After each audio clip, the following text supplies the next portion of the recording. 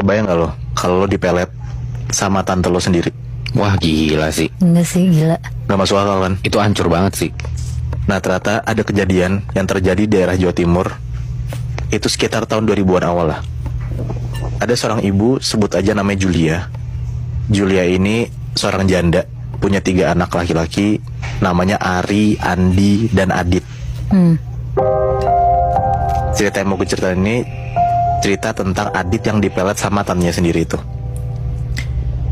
Julia ini nikah muda, jadi anak-anaknya tuh udah cukup gede lah sekarang. Dan jarak mereka tuh gak terpaut jauh. Anak yang paling bungsu, si Adit yang tadi gue bilang, itu tuh udah kuliah dan bisa dibilang yang paling ganteng lah di antara abang-abangnya.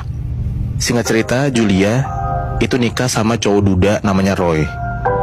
Akhirnya mereka semua pindah lah, tinggal satu rumah barengan sama bapak tirinya si Roy ini. Si Roy, bapak tirinya Adit, punya adik perempuan. Nah adiknya ini namanya Santi. Si tante Santi ini bisa dibilang kayak perawan tua lah, dan belum nikah-nikah. Jadi kayak si tante Santi ini kita nggak tahu lah kenapa dia belum nikah, entah dia pikir atau gimana. Tapi harusnya di umur yang hampir 40 tahun ya harusnya sudah nikah ya, cewek ya.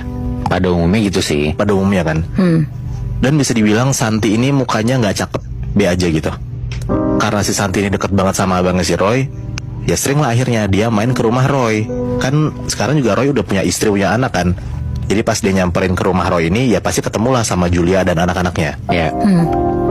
Sampai suatu hari pas Adit lagi nggak ada kuliah dan di rumah aja, si tante Santi ini nyamperin lah nih ke rumah si Roy.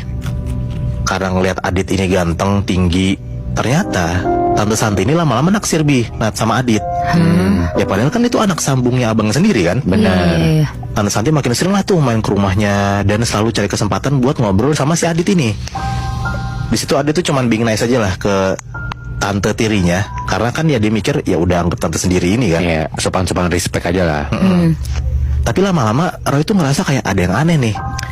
Tapi lama-lama si Roy ngerasa ada yang aneh nih sama adiknya. Karena kok tiap selalu datang ke rumah nanyanya kok Adit mulu, si anak tirinya terus. Akhirnya Roy ngajak ngobrolan nih sama adik si Santi nih berdua doang. Ditanya tuh ke Santi kayak sebenarnya ada apa. Barulah Santi ngobrol, ngaku nih ke abangnya ke Roy.